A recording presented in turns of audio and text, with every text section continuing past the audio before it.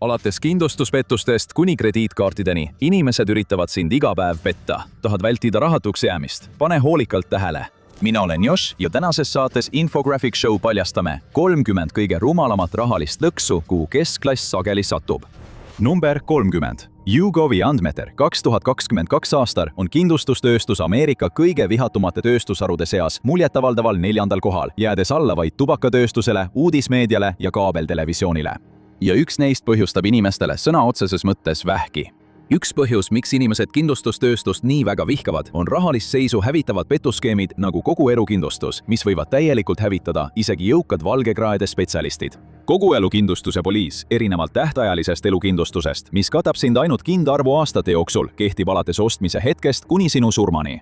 Siis makstakse välja surmahüvitis ja võib-olla ka kogunenud rahaline väärtus selle aja jooksul. See tundub nagu stabiilne pikaajaline investeering. Ei, just seda nad tahavadki, et sa arvaksid. Sa kohustud maksma kindlustusmakseid kogu oma elu jooksul, mis sageli läheb sulle maksma 8–10 korda rohkem kui tähtajaline elukindlustus, samal ajal kui väljamakse on väiksem, kui sa lõpuks surema peaksid. Ilmselt pärast oma pangakonto vaatamist saadud infarkti tõttu, ja see on alles algus. Number 29. Pew Research Centersi andmetel arvab 24% ameeriklastest, et palju raha omamine on elu kõige rahuldust pakkuvam asi. Elu kalliduse tõus ja vajadus rohkem säästa on sundinud ameeriklasi pensionile jäämist edasi lükkama ja kauem töötama kui kunagi varem. Vähemalt saad sa nii oma sääste natukenegi suurendada, eks? Noh, see on veel üks vastik lõks, mille rahamehed sulle seavad. Ameerika Ühendriikides on inimese keskmine eluiga 79 aastat. Tööta kuni 65. eluaastani või kauem ja sul võib jääda pensionipõlve nautimiseks vaid 10 aastat. Veelgi hullem, statistiliselt on need aastad kõige tõenäolisemalt nõrgana ja tõsiste haigustega võideldes veedetud. Aga vähemalt sõidad sa selle töö juurde, millest sa pensionile minna ei saa, millegi toredaga, eks? Noh, mitte siis, kui sa selle järgmise lõksu ohvriks langed. Number 28. See on selline asi, millest sa lapsena unistad. Astud enesekindlalt autosalongi, ostad uue auto ja sõidad kohe platsilt minema. Aga see on üks halvimaid asju, mida sa teha saad. Ja see on kõik ühe sõna pärast, mis tekitab igaühes, keda rahandus huvitab külmavärinaid. Amortisatsioon. Esimesel aastal pärast uue auto ostmist langeb selle väärtus 20% võrra ja aja jooksul kukub see veelgi.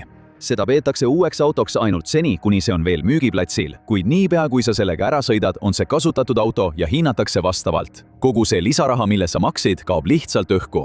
Ja mis kõige hullem? Kõik ütlevad, et kasutatud auto ostmine tähendab kellegi teise peavalude pärimist.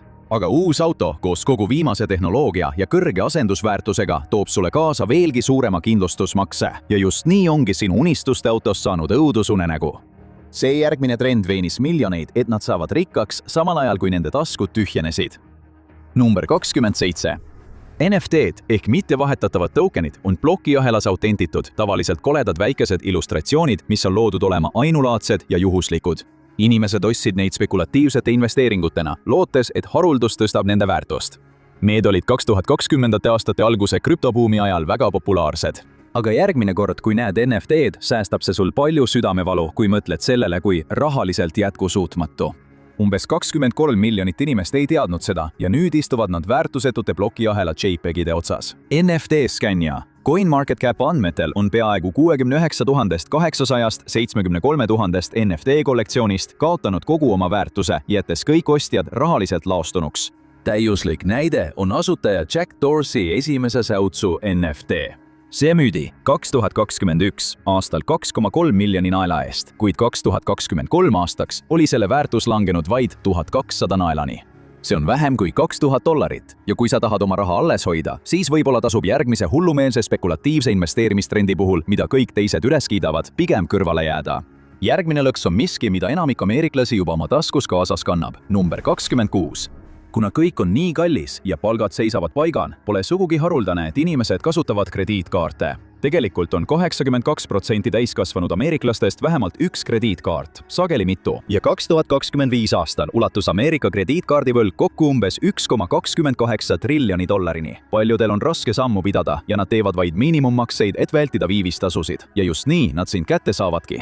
Minimaalne tagasimakse on sageli vaid 2–3% kogu võlasummast, kuid samal ajal koguneb intress endiselt edasi. See tähendab, et aja jooksul maksad sa rohkem raha.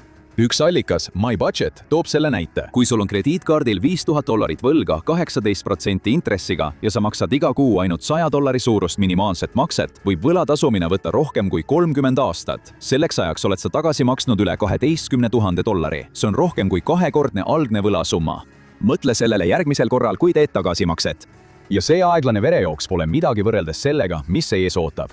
Number 25. 21. sajandi number 1 kaup on mugavus ja ettevõtted on aru saanud, et nad saavad seda ära kasutada. Mis võiks olla sellest parem näide kui toidukohale toimetamisteenused nagu DoorDash ja Uber Eats. See tundub veelgi praktilisem, kui elad äärelinnas.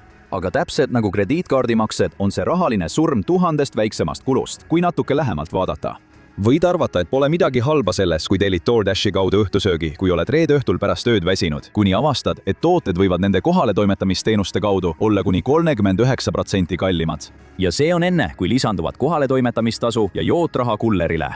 Toit, mis poes maksaks sulle $40, võib rakenduse kaudu minna maksma lausa $54. Nii et kui tellid mitu korda nädalas toitu koju, kaotad raha ja sa ei pruugigi sellest aru saada. Aga see pole midagi võrreldes meie järgmise rahalõksuga. Number 24. Loteri. See on nagu välgutavamus, ainult et see viib sind uude maksuklassi. Ameeriklased maksavad suuri summasid, et mängida mängu, mille kaotamises on nad peaaegu kindlad. Tõenäosus saada surma välgutamuse tõttu on umbes 187 000. Tõenäosus võita Powerball on 292,2 miljonist.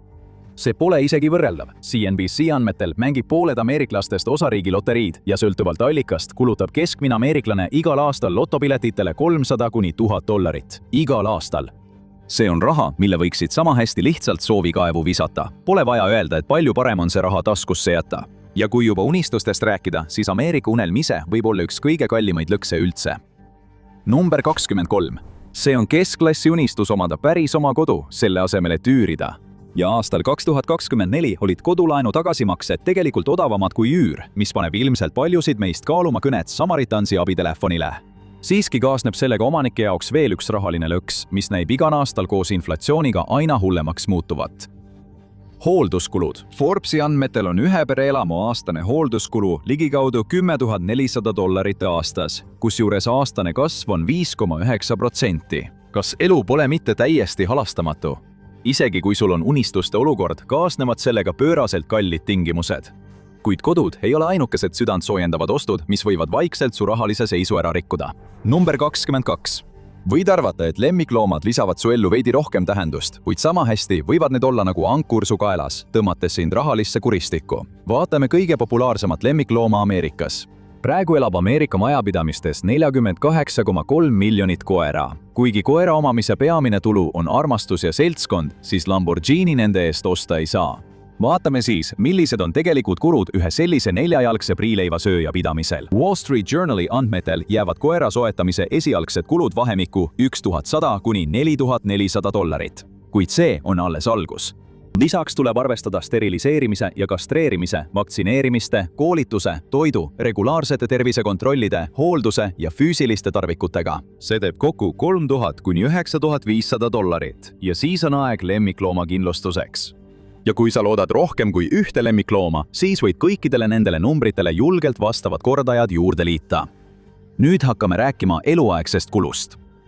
Number 21. Kas sa oled miljonär? Me arvame, et ilmselt mitte. Aga kas sa teadsid, et kui oled pühendunud suitsetaja, võid elu jooksul kulutada sigarettidele kuni $1,6 miljonit? Ja see statistika pärineb aastast 2016. Kui arvestada inflatsiooni viimase 10 jooksul, võib see summa praeguseks olla lausa $2 miljonit. Aga kui alkohol on sinu seaduslik viis pingete maandamiseks, siis ka see võtab su rahakotist korraliku osa. Pandeemia suurendas alkoholi tarbimist märkimisväärselt. Mõnes USA osariigis kasvas see koguni 20–40%, nii et kui sa juhtud alkoholi müüma, siis äri õitseb. 2022. Aastal kulutas keskmine ameeriklane igal aastal alkoholile $583. Isegi kui sa jätad sigarettide ja alkoholi esmased kulud tähelepanuta, tuleb nende tegelik hind hiljem, kui tervisekahjud kuhjuvad ja põhjustavad vapustavalt suure ülemaailmse tervishoiuarve. Parem on oma harjumusi juba praegu piirata, nii oma rahakoti kui ka tuleviku nimel. Ükskõik kui lahe sa ka ei arvaks end välja nägevat sigari ja klaasi viskiga. Järgmine asi seob sind enda külge, enne kui arugi saad. Number 20. Netflix, Amazon Prime, Disney+, Hulu, HBO Max, Peacock ja see on ikkagi vaid väike osa voogedastusteenustest, kuhu tänapäeva meelelahutus on killustunud ja kõik need muutuvad aina kallimaks. Tegelikult leidis Forbes, et voogedastusteenuste paketid muutusid 2025 aastaks 44% kallimaks. Keskmine ameeriklane kulutab voogedastusele veidi üle $42 kuus, mis teeb aastas kokku veidi üle $500. Ja kas sa üldse vaatad regulaarselt pooltki neist teenustest, mis sul olemas on? See on veel üks põhjus, miks seda kõike tagasi tõmmata ja vaadata rohkem tasuta Infographic Show videoid siin YouTube'is. Number 19. Hasartmängurakendused põhjustavad praegu kogu Ameerika Ühendriikides rahalist ja tervisekriisi tänu leebematele hasartmänguseadustele. Inimesed panustavad spordile, valimistele ja isegi juhuslikele maailmasündmustele, kulutades mõnikord igal aastal $1000, saades vastu vähe või üldse mitte midagi. Probleemse hasartmängu riiklik nõukogu hindab, et umbes 2,5 miljonit täiskasvanut USA-s kannatab tõsiste probleemide all. Veel 5–8 miljonil inimesel on märkimisväärseid raskusi. Kui alastad, et oled üks neist inimestest, võib see sulle kõik maksma minna. Ja just siis, kui arvad, et oled ilmsetest lõksudest pääsenud, ootavad sind lepingud, mis on maskeeritud võimalusteks. 18. punkt. Haruldane viis kinnisvaraturule sisenemiseks on üürostuleping. See võimaldab sul iga üürimaksega kasvatada omakapitali, kuni lõpuks saad kodu täielikult enda omaks. Kuigi see võib tunduda hea tehinguna, on seal mõned suured rahalised lõksud, mille suhtes pead ettevaatlik olema. Kui müüja on ebaaus, võid ta sinu maksed endale jätta või kasutada neid oma maksude ja hüpoteegi tasumiseks, jättes võla sinu kanda. Äärmuslikel juhtudel võivad nad isegi kinnisvara välja üürida või allüürile anda, taskusse lisaraha pannes, samal ajal kui sina ei saa midagi. Kui astud üürostulepingusse, tee enne korralik eeltöö. See ei saa ju hullemaks minna, eks? Aga muidugi saab. Number 17. Mis võiks olla keskklassilikum kui paat sinu sissesõiduteel? Kuigi see on paljude jaoks staatuse sümbol, võib see muutuda ka tõsiseks rahaliseks auguks. Paadid kaotavad väärtust sama kiiresti kui autod ning see võib olla väga kulukas hobi. Paatkindlustus võib olla kallis ja hoolduskulud märkimisväärsed. Ja kui sa tahad hoida paati sadamas, mitte oma garaaži kõrval haagisel, siis kaikkoha üürimine on samuti pidev kulu. Ja kui palju sa seda tegelikult kasutama hakkad? Tõesti. Nüüd üks suurimaid pettusi lootusetutele romantikutele. Number 16. See on traditsioon, mis on väidetavalt sama vana kui aeg ise. Kulutada 2 kuu palk suurele teemantsõrmusele, et oma kallimale abielu ettepanek teha. Tegelikult pole see aga sugugi nii vana traditsioon. See on tegelikult pärit alles aastast 1947, kui De Beers Diamond Company selle uueks traditsiooniks tegi. Enne 1940-ndaid said vaid 10% pruutidest teemantsõrmuse. 1990-ndateks oli see juba 80%. Selle asemel, et kulutada 2 kuu palk tavalise teemantsõrmuse peale, kuluta veidi vähem millelegi isiklikule ja ära vii end ühe kivi pärast pankrotti ja võlad aina kuhjuvad. Number 15. Keskklassi inimesed on karjäärile orienteeritud. Nad tahavad jalga ukse vahele saada isegi siis, kui see tähendab rahalist ärakasutamist. Sellepärast on üks suurimaid pettusi tasustamata praktikakohtadele kandideerimine. Inimesed ütlevad sulle, et see on väärtuslik viis kogemusi saada ja tööstuses kontakte luua. Aga kui aeg on raha, siis sa väärid oma aja ja raske töö eest tasu. Nüüd midagi, mis ei tohiks sind üllatada. Number 14. Kõik teavad, et neid tõmmatakse haiglas üle. See on iga kulunud nalja põhiteema kogu universumis. Isegi tavalised protseduurid võivad olla üllatavalt kallid juba enne, kui tekib suur meditsiinivõlg. Siin on sulle väike infograafikuga eluhäkk. Küsi oma arve kohta kulude üksikasjaliku nimekirja, kus nad peavad sulle ütlema iga asja, mille eest nad raha küsivad. Ja siis näed, kuidas suur osa arvest kaob nagu võluväel ja arved muudkui kuhjuvad. Number 13. Mood muutub kiiresti ning pidevalt vahetuvad odavad ja trendikad riided võivad lõpuks minna kallimaks kui investeerimine mõnda kvaliteetsesse põhiesemesse, mis kestavad aastaid. Riided muutuvad järjest kallimaks. Keskmised esemed maksavad juba $17 või rohkem ja see on probleem.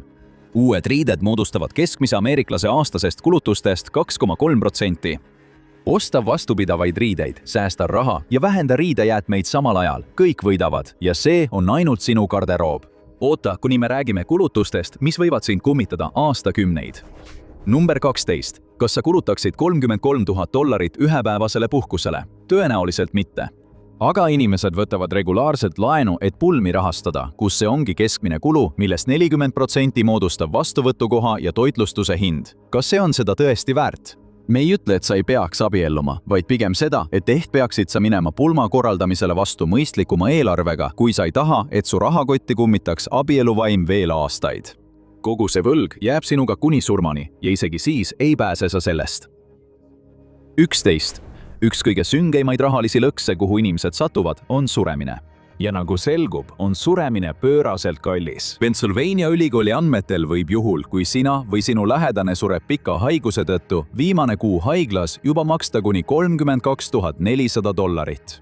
Tegelikud matusekulud võivad olla umbes 7800 ja krematsiooniga säästad veidi raha, makstes 7000. Ja kui tuleb lahendada lahkunu vara juriidilised küsimused, tuleb arvestada veel mõne $1000.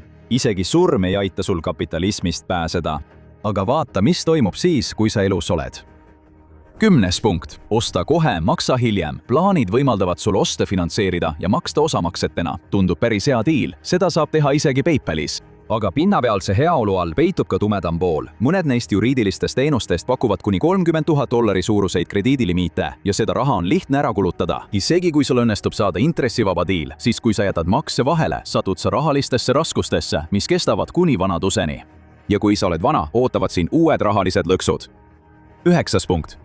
Vanus jõuab lõpuks kõigini meist ja see tähendab, et peame ennast või eakaid sugulasi ülal pidama. Ja selles kiskelikus süsteemis, mida me nimetame Ameerikaks, võib see viia üsna karmide rahaliste lõksudeni. Kõrgema klassi vanadekodudes on hoolduse mediaanhind $5,900 kuus, kuid lisateenused võivad selle tõsta kuni $20,000 kuus. Ja isegi see ei taga sulle tingimata head hooldustaset. See võib olla karm tööstus ja märk sellest, et meie tootlikkusele keskendunud ühiskond heidab eakad kõrvale meie enda kulul. Enamik inimesi ei näe seda ette enne, kui on juba liiga hilja. 8. punkt. Tervisekindlustus on veel üks neist lõksudest, mida sa kahjuks päriselt vältida ei saa, kuna sinu elu ja heaoluga survestatakse sind. Sa maksad igakuiseid kindlustusmakseid juhuks, kui jääd haigeks või saad vigastada, kuid sageli maksad sa tegelikult rohkem ja saad vähem vastu. Tervishoiuteenuse osutajad lepivad kindlustusandjatega kokku kõrgemates hindades kui siis, kui maksaksid lihtsalt sularahas. Kas pole mitte imeline süsteem? 7. punkt. Kutsu seda klišeeks, aga kui mingi pakkumine tundub liiga hea, et olla tõsi, siis tõenäoliselt see nii ongi. Paned natuke raha sisse ja keegi lubab selle kiiresti neljakordistada. Sa võidki olla silmitsi sellega, mida eksperdid nimetavad kõrge tootlusega investeerimisprogrammiks ehk HYIP-ks. Need registreerimata investeeringud pakuvad šokeerivaid väljamakseid, selliseid, mis peletaksid eemale iga kogenud investori ja jätaksid alles vaid kõige naiivsemad. Ja varsti jäävad nad ilma ka sellest vähesest rahast, mida nad saavad endale lubada kaotada. Kui keegi pakub sulle ainulaadset investeerimisvõimalust, tee kindlasti taustakontroll, vastasel juhul ei pruugi sa enam kunagi investeerida. Arvad, et oled pettuste eest kaitstud? Mõtle uuesti. 6. punkt. Kui majandus halveneb, otsivad inimesed võimalusi, kuidas raskusi leevendada ja just siis hiilivad mängu palgapäevalaenude pakkujad. Üha enam satuvad kiiret raha otsivad kesk- ja kõrgema sissetulekuga inimesed otse sellesse rahalisse hakklihamasinasse. Isegi kui võtta laenu $500 kuni $1000 ulatuses, kus aastane intressimäär on 300 kuni 500% võrreldes tavalise krediitkaardi 15 kuni 30% krediidi kulukuse määraga, satud sa peagi tõsistesse raskustesse. Väldi kiirlaenupakkujaid iga hinna eest. 5. punkt. Riskides kõlada, nagu su purjus onu jõulude ajal, pead sa tõesti hoolikalt valima, kellega abiellud. See võib olla su elu halvim otsus. Lahutus on õitsev tööstusharu, mis toob igal aastal sisse umbes $50 miljardit. Kui palju sa lahutusega kaotada võid, sõltub sinu isiklikust netoväärtusest ja lahkumineku eripäradest. See pole meie asi. Aga üldiselt on mediaankulu $7000 ja keskmine kulu jääb $15,000 kuni $20,000 vahele. Ja see on enne, kui sa üldse jõuad varavaidluste ja lapse hooldusõiguseni. Aga on veel üks näiliselt süütu ja tüüpiliselt keskklassi otsus, mis võib sind rahaliselt kummitada kogu ülejäänud elu. 4. punkt. Ülikooli minek oli kunagi iga keskklassi inimese jaoks omamoodi täiskasvanuks saamise rituaal. Kuid tänapäeval, kui elanikkond on haritum kui kunagi varem, ei ole kraadil enam sellist väärtust nagu varem. Vähemalt metafoorses mõttes, sest rahaliselt on see kallim kui kunagi varem. Education Data Initiative'i andmetel on Ameerika Ühendriikides ülikoolis käimise keskmine maksumus veidi alla $38,300 üliõpilase kohta aastas, arvestades raamatuid, tarvikuid ja igapäevaseid elamiskulusid. See on umbes nagu omada korraga 10 lemmiklooma, kellel kõigil on tõsised terviseprobleemid. Ja siis tuleb veel õppelaenu võlg. 42,3 miljonit ameeriklast kannavad kokku $1,81 triljoni suurust võlakoormat. Keskmine laenukoormus on peaaegu $39,400, kuid tänu liitintressi võlule võid seda tagasi maksta, kuni sinu eluaegne elukindlustus lõpuks välja makstakse. Siiski on olemas 3 rahalist lõksu, mis on veelgi rumalamad ja veelgi hullemad. kolmas, võta kõik traditsioonilise kolledži rahalised lõksud, kahekordista need ja lisa sellele veel peaaegu väärtusetu kraadirisk. Ja see ongi kasumit taotlevate kolledžite reaalsus. Need erainstitutsioonid kärbivad õpetamiskulusid, sest tulu läheb otse omanikele. Nende koolide tudengid jätavad oma ülikõrged laenud 2 korda sagedamini tagasi maksmata kui tavalise kolledži õppurid. Ajalehe The Guardian andmetel kasvas kasumit taotlevate kolledžite õpilaste arv aastatel 1995 kuni 2015 üle 460%. Nad lubavad madalamat sisseastumislävendit, mis on suitsukate kehvale õpetusele, väärtusetutele diplomitele ja varjatud kuludele. Väldi neid nagu katku. Nüüd läheb asi tõeliselt tõsiseks. Teiseks, kas oled kunagi tahtnud olla iseenda boss? Paljud inimesed tahavad seda, lootes pääseda oravarattast ja saavutada rahalist iseseisvust. Ja mitmetasandilised turundusettevõtted ehk MLM-id kasutavad just seda tunnet ära. MLM idee on müügiettevõtted, mis värbavad sind, müüvad sulle kaupu, mida edasi müüa ja julgustavad sind kasumit teenima, värvates uusi müügiinimesi sinu värvatud võrgustikku. Põhimõtteliselt on need kiskelikud ettevõtted, mis müüvad müümise kontseptsiooni. Mõned neist ettevõtetest on lausa ebaseaduslikud püramiidskeemid, mis jätavad sind garaaži täis ülejäägitooteid ja pangakontole palju vaba ruumi. Nad annavad kõrgelennulisi lubadusi selle kohta, kui palju raha sa võiksid nendega teenida, kuid kasumit teenid ainult siis, kui muutud ise samuti kiskjaks ja hakkad rohkem õnnetuid inimesi sellesse skeemi meelitama. Gerard Brody, kes on Essential Services komisjoni esimees, ütleb, et sul on lausa 99,7% tõenäosus raha kaotada. Peaaegu miski muu peale homse päikesetõusu pole nii kindel, seega hoia igal juhul eemale. Nüüd aga kõige ohtlikum rahaline lõks. Esikohal, kui rääkida pettustest, mis sind täiesti tühjaks imevad, ei üreta miskit täieliku õudusunenägu nimega osaajalise kasutamise leping. See on sisuliselt jagatud puhkekodu. Kasutad seda osa aastast, teised kasutavad ülejäänud aja, nii et teoreetiliselt on kulu väiksem kui üürida kohta, mida külastaksid vaid aeg-ajalt. Probleem on selles, et röövellikuk haldusfirmad kasutavad seda võimalusena siduda sind lepinguga, mis on nende kasuks. Samal ajal võtavad nad sinult kinnisvara hoolduse ja haldustasude eest hingehinda ning on teada, et nad võivad neid tasusid tõsta, millal iganes soovivad. Ja samal ajal, kui nad sinu pangakontot tühjaks imevad, kasutad sa seda kohta vaevu, sest sina ja kõik teised ostjad võitlete samade tipphooaja puhkusenädalate pärast. Kõik kaotavad, samal ajal kui ajajaotuse firmad kasumit kokku ajavad. Kui keegi üritab sulle osa ajakasutusega korterit müüa, pööra ringi ja pane jooksu. Nüüd vaata, millal majandusteadlased ennustavad USA majanduse kokkuvarisemist. See on see kuupäev või vaata hoopis seda.